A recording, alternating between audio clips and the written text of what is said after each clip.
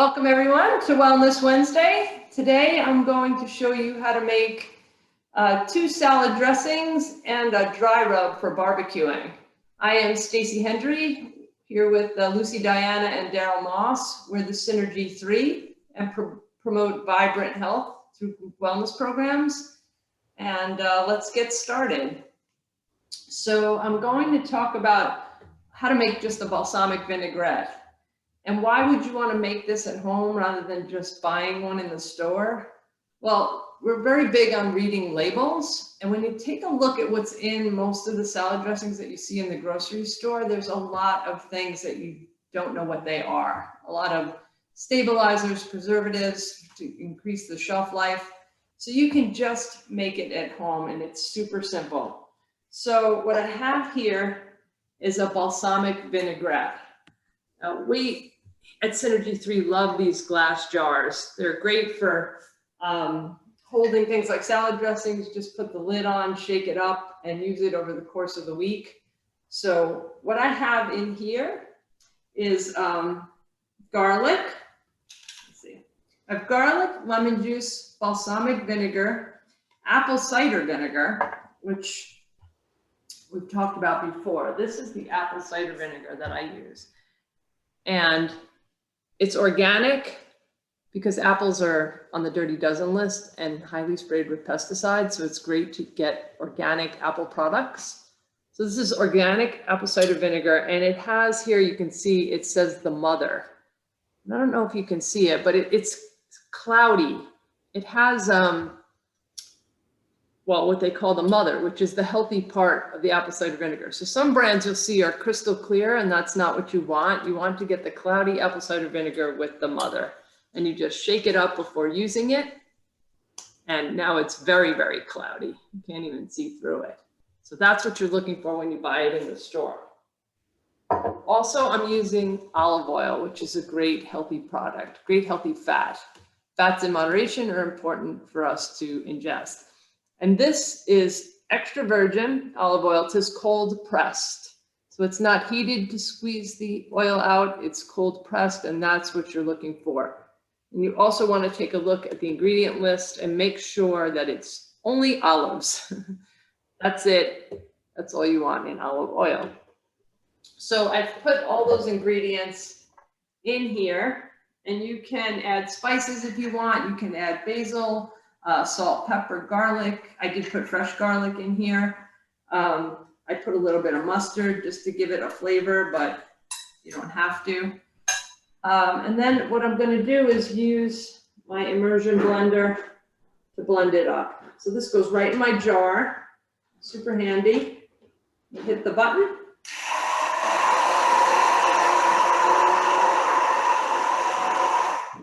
There you go. 5-10 seconds. It's all blended up. I had fresh garlic in there, so this blender will puree it, so you don't get like a big hunk of garlic. So it's nice to use this. And I'm looking for my lid. And voila! I have my own balsamic vinaigrette. And you can play around. I use balsamic and apple cider vinegar. Apple cider for the health benefits, but balsamic's a bit sweet, so I don't want to use a lot of it. But if you would like these recipes and you're not on our email list, please add your email to the chat and we will send the recipes. But all of these recipes you can play around with. You want to add a little more vinegar, a little more mustard, a little less.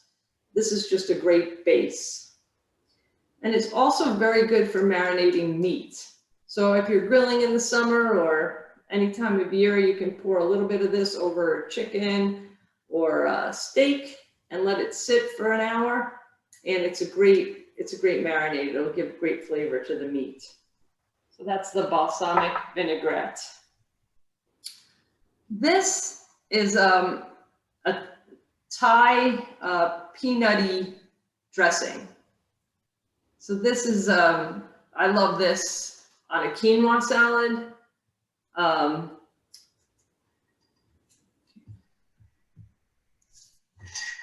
Sorry. I just add quinoa, whatever vegetables I have in the refrigerator to make a salad, and I pour this nutty dressing over, and it's really delicious. So what's in here is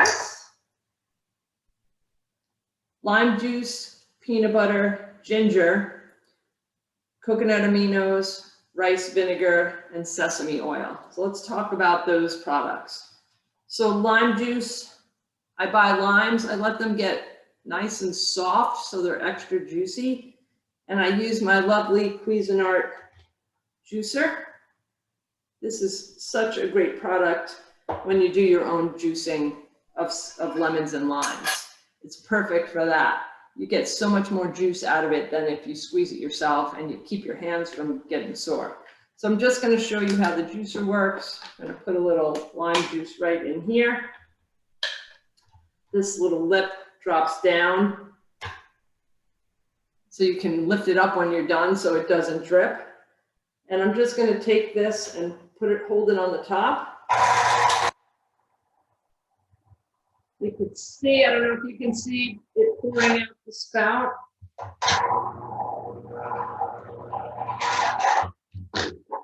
Oops, great.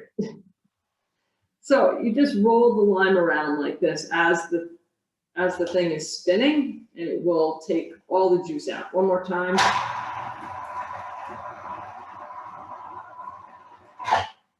So you can see how clean it is. So when I don't feel like taking the juicer out, I use a fork or one of those handheld things, and it never comes this clean. So you get much more juice out of this great tool. And it's a Cuisinart juicer. I use it a lot. And it has a nice little cover. So when you put the cover on, it spins around and it pulls out all the juice into the bowl. So at the end, I just finish off with that and get every last drop of juice out. I even tilt it to get the rest out. No waste. So you can juice limes when they get ripe. You can always juice them and put them in the refrigerator, and they last longer that way. So once they're getting like, oh, these need to be juiced, you juice them and they'll last a week or so in the fridge. I've also put the lime juice in the freezer like this. If I have too many limes and I won't use them, I'll just freeze the juice. So you don't waste anything. So what else is in here? Peanut butter I mentioned. So this gives it a nice nutty flavor. You could use almond butter too, any nut butter, but I use peanut butter. This is an organic brand that I think this is Acme's brand. I always buy organic peanut butter because pesticides get stored in the fats of products, and this is a fatty product. So you always want to go with an organic option, especially with peanuts. Peanuts seem to have more need for organic than other nuts. Then I mentioned coconut aminos, which is a product that tastes like soy sauce, but it doesn't have any soy in it. So if you're avoiding soy, it's a great option to give that soy flavor. The other options are regular soy sauce, if you don't have an issue with soy, but I always buy it organic because it's genetically modified in the US. So you want to buy organic soy. And the other product, this is tamari. So it is a soy sauce, but it's gluten-free. So if you have an issue with gluten, you want to use tamari instead of soy. So, and if you have an issue with soy, you use coconut aminos. And this is, I buy the low sodium variety. The soy sauce does have a lot of sodium, so you want to use it in moderation and probably not salt your food because the dressing will be salty. But I try to get the lower sodium options, so just to reduce it a little bit. What else do I have in here? I have rice vinegar. This is just a little bit of a different flavor, but you can swap for apple cider or white vinegar. When I buy the rice vinegar, I just always make sure on the ingredient list it's just vinegar. No preservatives or anything like that. It doesn't need preservatives. And the other is the sesame oil, which again, a healthy fat. I buy the toasted. It gives it just an added, more of a sesame flavor, and it gives a nice flavor to your salad. So I try to get the toasted sesame oil. So that's what's in here. A little bit of ginger, which I peel the ginger and I put in the food processor to chop it up really fine, and then I freeze it. So I just broke off a chunk and threw it in here. And again, I would use the immersion blender to blend this up so that the ginger is well immersed in the liquid. You don't get a big hunk of ginger. And the last thing I want to talk about is taco seasoning. So if you like to make tacos and you've bought the packets, if you look at the ingredients, they're really, really filled with preservatives and chemicals. And you can just make the spice blend yourself. It's so simple. So this spice blend has chili powder, garlic powder, onion powder, cayenne pepper, paprika, cumin, and that is it. So I mixed it all again in my glass jar. The recipe I have makes about this much. And then you could just throw a spoonful or two after your meat is browned, you can throw a spoonful or two in and season it as much as you like. If it's not flavorful enough, you add a little bit more. I usually will quadruple this and put it in a bigger jar and keep it on hand, so I only have to make it once, but I would suggest making the smaller size once. Make sure you like it. If you want it spicier or less spicy, you can adjust that. And once you know how you like it, then you can make a bigger jar. This is also great for grilling. A dry rub really, I think, kind of keeps the meat juices in. It kind of seals it. So I'll often use this to sprinkle it on chicken or steak and kind of rub it in. And then when I grill it, it gets a great flavor. And it also seems to stay juicier because I've used the dry rub. If you want, you can take maybe a tablespoon of oil and throw the dry rub into the oil to make it, just to give it a little bit of oil for the grill, keep it from sticking, and make it just more liquidy for when you put it on the meat. But you can go either way with the oil or just with the dry rub. So those are the three things I made today in like 15 minutes. I made all three of these in 15 minutes. There's nothing in them that you can't pronounce. It's all whole food ingredients and super tasty. So I'll open it up for questions. If you're watching this on YouTube, we would love it if you subscribe to our channel so you hear about our future episodes. And again, you can email us at thesynergy3@gmail.com to get on our email list so you can get the recipe. And if anyone has any questions.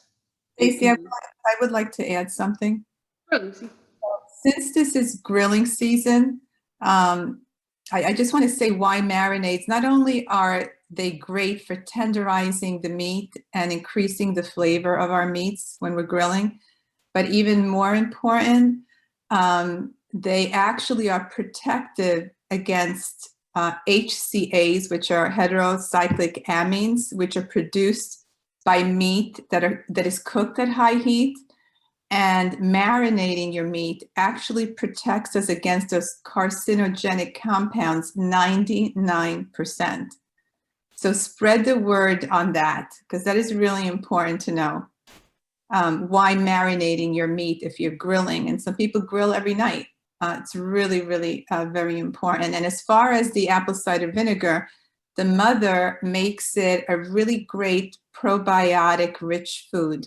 So it's one way of getting probiotics is by using apple cider vinegar in your marinades or in your dressings. I just wanted to mention that. Thank you. Good point, Lucy. Last week's episode, I made grilled chicken wings, and I talked a lot about grilling. So you could go back to that episode. But yes, it is important to cook on a lower heat and don't let your meat get charred, because that's where it's dangerous. So does anybody have any questions? You could just unmute.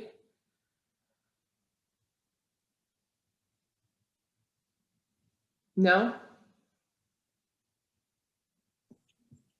All right, Lucy, you want to announce your topic for next week? Oh, wait, hold on. Can you please put the recipes for Mona in the YouTube description? I would rather be able to collect a person's email address, so I would prefer if people email us and then we'll send it out for sure. Yes, and as far as next week, a lot of people suffer from GERD, reflux, and burping, and we have a lot of people popping Tums and Nexium and so on and so forth. So we're going to talk about the myths and the facts about GERD and reflux. So if that is an issue, or you know someone who suffers with this digestive problem, please join us next Wednesday and I will be discussing that. Look forward to having you.